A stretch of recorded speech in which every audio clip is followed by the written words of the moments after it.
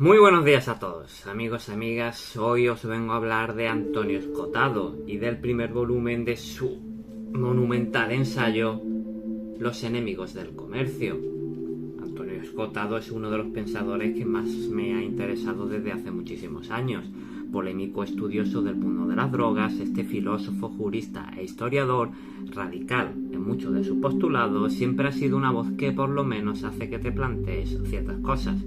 Defensor a ultranza de la libertad y del autogobierno, su último libro, que no es su último libro, este primer volumen, pero sí toda la obra de los enemigos del comercio, que son 3 tomos, que ya iré resumiendo en posteriores vídeos, se encarga de estudiar los últimos 2500 años de la historia occidental.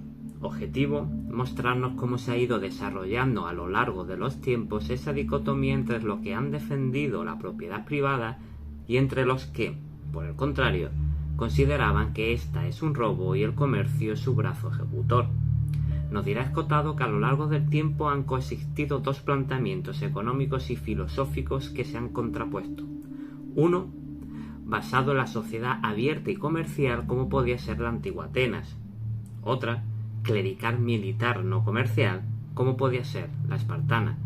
Atenas, en el 431 a.C. y en los albores de la guerra del Peloponeso, se caracterizaba por, cito textualmente, una libertad responsable, sinónima de autocontrol, negocia en vez de intimidar, porque ha aprendido a producir cosas demandadas por casi todos, y tiene con ello una alternativa permanente al avasallamiento. Pero el espartano, nos dirá Escotado, es un ideal de guerrero totalitario y valeroso.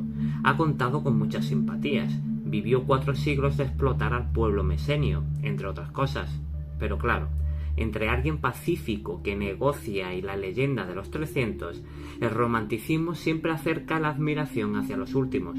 Los logros de los pueblos comerciales han ligado siempre con la paz y la prosperidad, mientras los pueblos guerreros necesitaban invadir otras regiones para, con el uso de la fuerza, conseguir lo que necesitaban. En la época de Solón, en Atenas había un importante sector de clase media debido a la prosperidad que se fue alcanzando.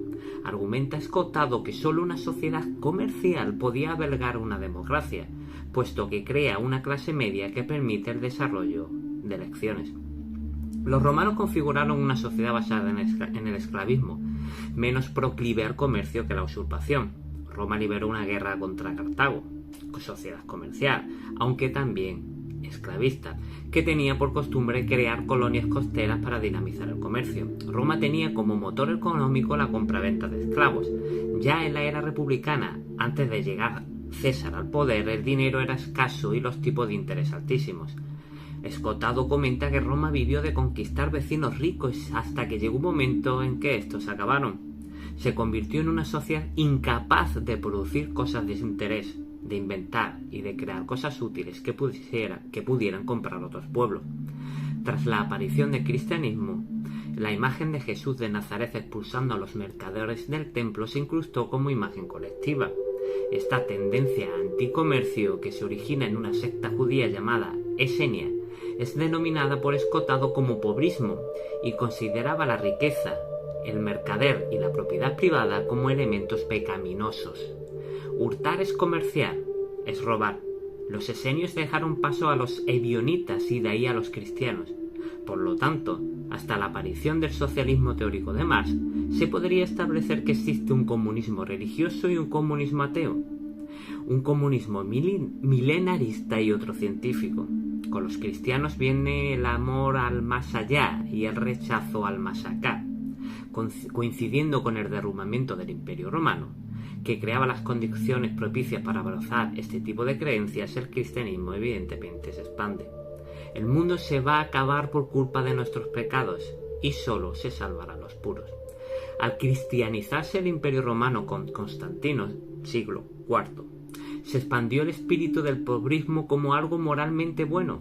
El pobrismo cristiano, con su teoría de los últimos serán los primeros y los pobres heredarán la tierra, se mantuvo reinante varios siglos hasta que el protestantismo, ya en el siglo XVI, y aquí se podría enlazar con la obra de Max Weber, que también analizaré en otro vídeo, de la ética protestante y el espíritu del capitalismo, como comentaba, se replantea el concepto de lo que tiene que hacer un creyente en este mundo terrenal. Según esta corriente, trabajar, ahorrar y enriquecerse es saludable.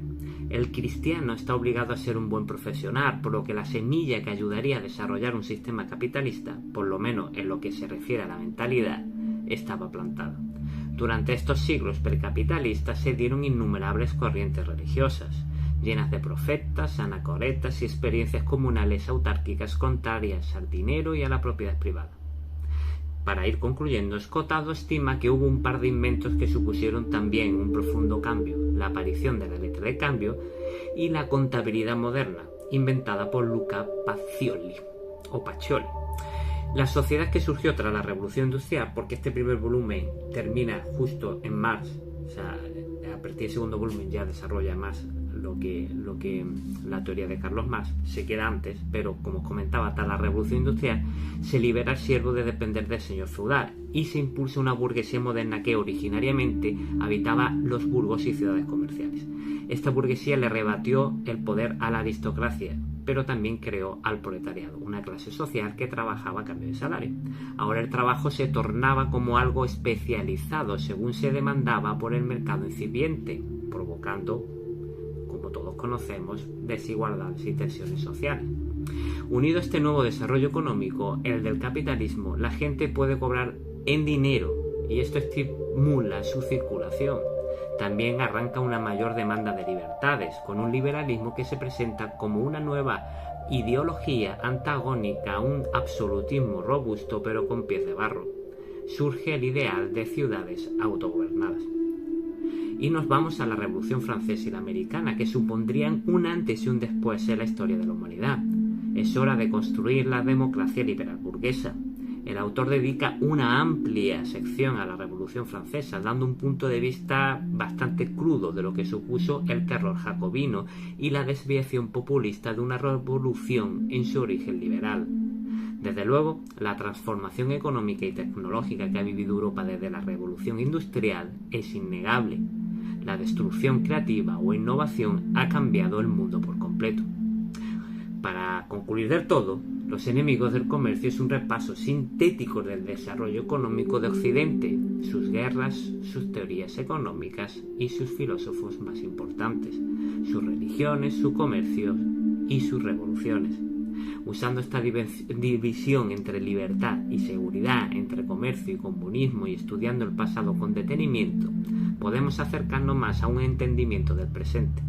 Como decía, merece la pena leer al maestro Antonio Escotado. Muchísimas gracias y nos vemos en el próximo vídeo. No os olvidéis suscribiros al canal de YouTube para posteriores vídeos.